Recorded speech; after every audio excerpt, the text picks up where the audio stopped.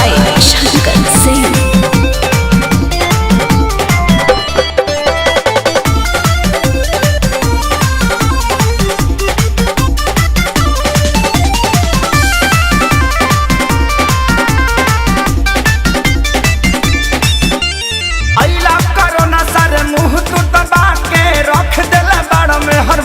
बना के अरे गाना गइबो कि कामो करबो अरे यही ला कोरोना सारे मुंह तू दबा के रख देला बाड़ा में हर मौगा बना के सटा दादा लॉकडाउन खुली अब कब जी अरे कब जी अरे कब जी अरे कबो न जी हमर मौगी खेलत बिया पबजी हम तो दुनु बेरा कटटानी सब्जी हमर मौगी खेलत बिया पबजी हम तो दुनु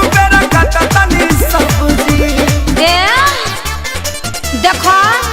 हौ लुगा धइल बा आदमी खानी खींच दो ना तो पुलिस के फोन करके कह देब कि हमार भतार 4 दिन से खोखता। अरे ना हो जातनी हां ठीक बा जल्दी जा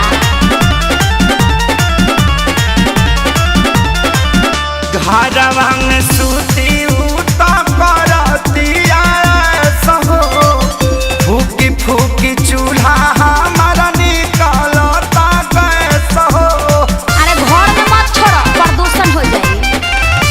घरवा में सूती उता करतिया सहो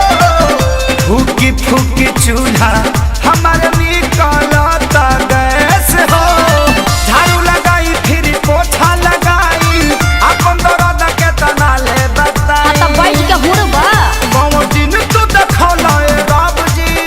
अरे रब जी अरे रब जी हमर मौगी खेलत बिया पबजी हम तो दुनु बेरा काटतानी सब्जी हमर मौगी खेलत बिया पबजी हम तो दुनु बेरा काटतानी सब्जी आ सुनो आलू बैंगन काट के मिक्स सब्जी भी बना दी हो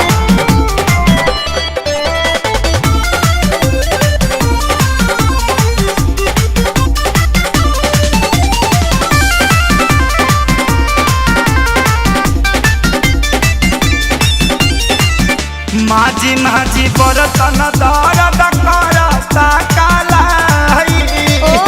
अब से करोना सरऊ लेला तू विदाई सार साहू मत करो चुपचाप काम करो ई जाए वाला नहीं खे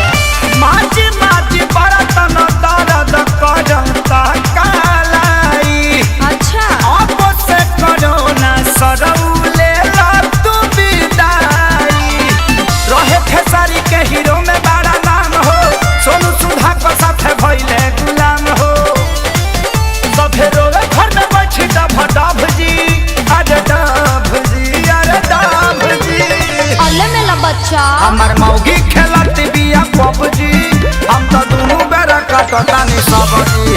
हमर मौगी खेलत बिया पबजी हम तो दुनु बेरा कटतानी सब्जी